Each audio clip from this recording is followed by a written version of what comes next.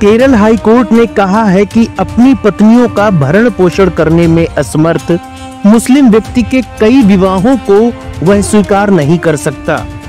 Justice PV कुन्नी कृष्णन ने यह टिप्पणी उस समय की जब पेरिनथलमन्ना के निवासी 39 वर्षीय एक महिला ने भीख मांगकर गुजारा करने वाले अपने पति से 10,000 रुपए मासिक भरण पोषण की मांग करते हुए अदालत का रुख किया। इससे पहले याचिकाकर्ता ने एक कुटुंब न्यायालय का दरवाजा खटखटाया था, जिसने उसकी याचिका यह कहते हुए खारिज कर दी थी कि भीख मांग कर गुजारा करने वाले पलक्कड़ के कुंबाडी के निवासी उसके 46 वर्षीय पति को गुजारा भत्ता देने का निर्देश नहीं दिया जा सकता। अदालत ने कहा, मामले में याचिकाकर्ता और व्यक्ति की दूसरी पत्नी के अनुसार उसका पति दृष्टिहीन और भिखारी है, फिर भी धमकी दे रहा है कि वह जल्द ही किसी महिला से तीसरी शादी कर लेगा। अदालत ने याचिका पर गौर किया और पाया कि प्रतिवादी को भीख मांगने समेत विभिन्न सोर्सेज से 25,000 रुपए की आय हो रही है, जबकि याचिकाकर्ता ने 10,000 रुपए प्रति माह गुजारा भत्ता मांगा है। प्रतिवादी फिलहाल अपनी पहली पत्नी के साथ रहता है। अदालत ने यह भी कहा कि वह पत्नी के इस तर्क को स्वीकार नहीं कर सकती कि उसकी दृष्टिहीन पति नियमित रूप से उसे पीटता था।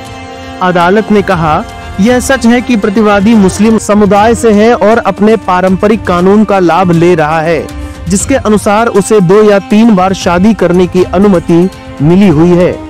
अदालत ने कहा कि जो व्यक्ति दूसरी या तीसरी पत्नी का भरण पोषण करने में सक्षम नहीं है, वह मुसलमानों के पारंपरिक कानून के अनुसार फिर से शादी भी नहीं कर सकता।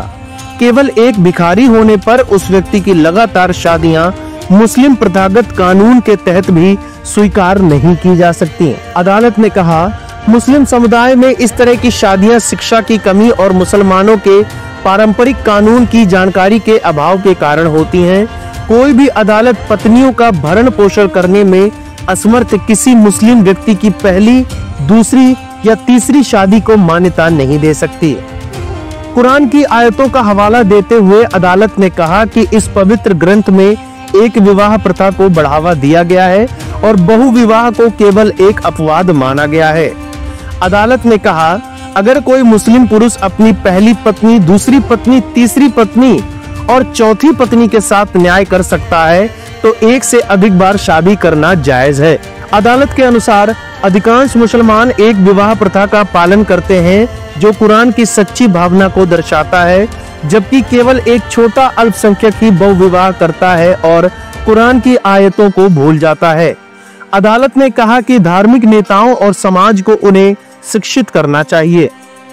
अदालत ने कहा, यदि कोई अंधा व्यक्ति मस्जिद के सामने भीख मांग रहा है और मुस्लिम प्रथागत कानून के मूल सिद्धांतों की जानकारी के बिना एक के बाद एक विवाह कर रहा है, तो उसे उचित परामर्श दिया जाना चाहिए। अदालत ने निर्देश दिया कि उचित कार्रवाई के लिए उसके आदेश की एक प्रति समाज कल्याण विभाग के सचिव को दी जाए। अदालत ने आदेश दिया, मेरा मानना है कि यह अदालत किसी भिखारी को अपनी पत्नी के भरण पोषण भत्ता देने का निर्देश नहीं दे सकती।